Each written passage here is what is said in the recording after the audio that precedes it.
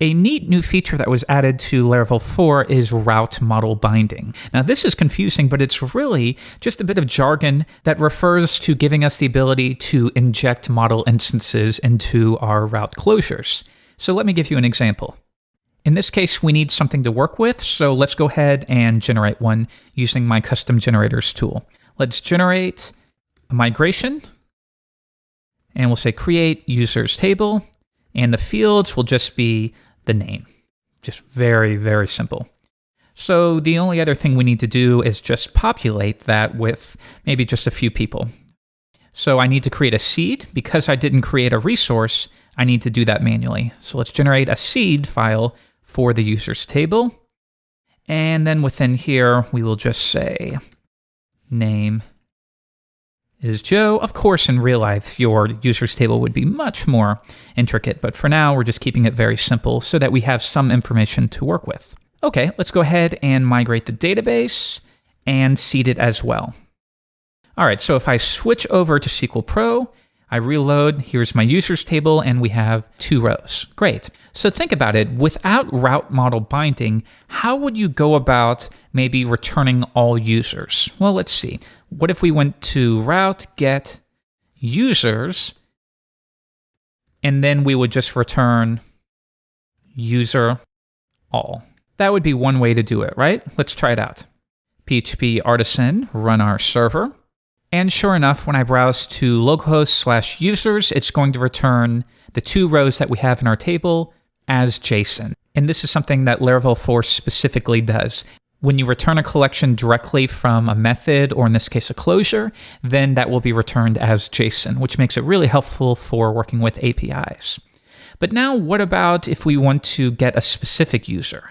Well, then we would say something like ID, and then that would change it to user find by ID, something like that.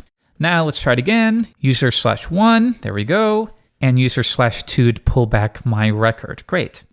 Now the only other thing we might want to do right here is make sure that we do accept an integer. Because right now we could just say Jeffrey, and if we're looking for an ID, that's still going to match even though we don't want it to. So we could add on to that and say where. And in this case, we just want to make sure that the ID is in fact a digit. All right, so now if I reload, you'll notice that it doesn't match. And that's because we specified, well, this route only should work if the user requests user/ and then an integer. In this case, we're passing in letters, so we don't have any route specified for that. But if we do switch back to an integer, that does work. And we learned about this in the previous lesson. But now this works, but why don't we take a look at route model binding? So I'm going to remove this all entirely, and now I'll say route model, and we'll say user. Now this first argument is going to refer to the param. So if I say route get users/user, well, now we're saying we're going to create a model and we're going to bind the param called user to a model. In this case, it's going to be bound to our user model. Now, because we are working with a user, well, that's something that Laravel provides out of the box. But if not, of course, you would want to go ahead and generate a model. So what exactly does this afford us? Well, let me show you. Now watch what happens when we pass through our user. This time I can just return that directly. Let's see what we get. I reload the page and notice I'm getting the exact same thing. So let's go over this one more time. We begin by running the model method, and we're going to bind a param called user to a model, in this case, our user model. So then we're saying, okay, we're going to grab users and then some kind of ID. And if you want, you can do the same thing, where ID is a digit. So what this affords us is now what's going to be passed to our closure here is not the ID. If I were to remove that, yeah, that's what would be returned. Notice I get 2 and 1. However, when we run route model, what's going to be provided instead is an instance of that model. And in this case, we're just type hinting it to be more descriptive and specific. So behind the scenes, what this is basically doing is just saying, okay, we're going to bound this param to user, so we want to make sure that we grab that model and find the record that has an ID of what was specified here.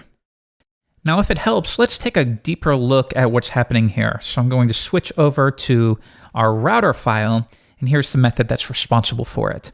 So notice it registers a model binding for a wildcard. So here's the most important section of this method. So we're going to create a new instance of the user, and we're going to try to find that record. So when we run user/1, well, it's going to create a new user, find 1, and it's going to return that. Now, what would happen if we are trying to grab some row that isn't in the table? For example, /3. Well, we know we don't have a user with a ID of 3. Well, notice right here it says if it's not null, then return the model. Otherwise, we're going to throw a not found HTTP exception, which will display a 404 page, as you see right here. So really, it's very simple. All we're doing here is we're binding a param to a model, and then when this closure runs, it's going to inject an instance of that model into the route. Now, what about the situations where you want to have a little bit more control over how this is resolved? Well, in that case, you could just say route, bind, user, and then write your logic right here. And in this case, you would have the value and the route. So think about it. How would you want to resolve this? Well, you'd basically just want to do something like return user, where ID is equal to the value. Or if you want to make it a little more descriptive, you could do that. And let's make sure we get the first one. Now, this is going to work exactly the same as before, because this is basically what's happening by default behind the scenes. But it's good to know that if you do need a little bit more control, you can take this route. So then at this point, you can, of course, get rid of route model. Now you've created your own binding. You've created a link between that ID and the parameter. And then once again, an instance of the user with the associated ID will be injected into your closure here. Let's try it again. There's 2 and 1, and we're getting the same thing. And that'll do it for this lesson, so have a play with it and let me know if you have any questions.